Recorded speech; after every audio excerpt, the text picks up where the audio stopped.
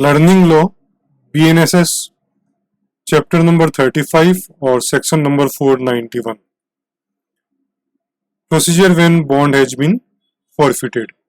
एक normal word जो हम काम में लेते हैं, जमानत जब्त हो गई। यदि आपने बॉन्ड की शर्तों का उल्लंघन किया है तो उस केस में आपके बॉन्ड को फॉरफिट किया जाएगा, मीन्स जमानत आपकी जब्त हो जाएगी।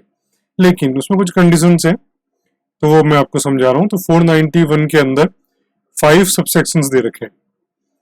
तो यदि कोई बॉन्ड आपने फिल किया है फॉर अपीयरेंस या प्रोडक्शन ऑफ प्रॉपर्टी, है ना, एविडेंसेस के पॉइंट ऑफ व्यू से, लेकिन शर्तों का उल्लंघन किया तो बॉन्ड फॉरफिटेड हो गया।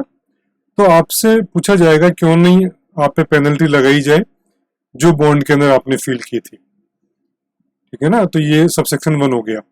यदि आप सफिशिएंट ग्राउंड नहीं बता पाते हो, यदि सफिशिएंट ग्राउंड बता दिया कि इस वजह से आप अपीयर नहीं हो पाए या प्रोडक्शन ऑफ प्रॉपर्टी नहीं कर पाए, तो यदि आप सफिशिएंट ग्राउंड नहीं बताते हो तो उस केस के अंदर आपको फाइन जो आपने फिल किया था बॉन्ड के अंदर, जो पेनल्टी थी, वो पे करना पड़ेगा।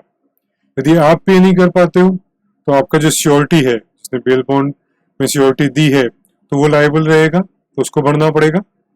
लेकिन यदि श्योरिटी भी पे नहीं करता है तो उस केस के अंदर 6 महीने की सिविल जेल हो सकती है ना। 6 महीने की सिविल जेल श्योरिटी को, और जिसने बॉन्ड नहीं भरा है उसको हो सकती है।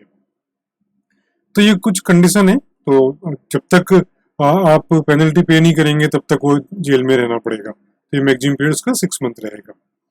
हाँ, कोर्ट ये कह सकता है किसी वजह से आप फुल पेमेंट नहीं कर पा रहे तो पार्ट पेमेंट पे जा सकते हैं, है ना। कोर्ट उसमें कंडीशन इम्पोज करेगा उसके अकॉर्डिंग।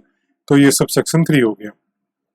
कई बार ऐसा होता है कि जो केस चल रहा था और आपने बॉन्ड फिल कर रखा था, श्योरिटी ने बॉन्ड फिल कर रखा था, लेकिन श्योरिटी की डेथ हो जाती है। तो यदि श्योरिटी की डेथ हो जाएगी बॉन्ड के फॉरफिट होने से पहले, जमानत जब्त होने से पहले, तो उस केस के अंदर उसकी प्रॉपर्टी को डिस्चार्ज किया कर देते हैं। तो ये सबसेक्शन 4 में हो गया। यदि श्योरिटी की डेथ हो जाती है तो उस केस के अंदर प्रॉपर्टी डिस्चार्ज हो जाएगी, मतलब उस पर उसे वसूली नहीं की जा सकती है, मतलब उसके लीगल एयर्स लायबल नहीं है उससे फाइन को पे करने के लिए।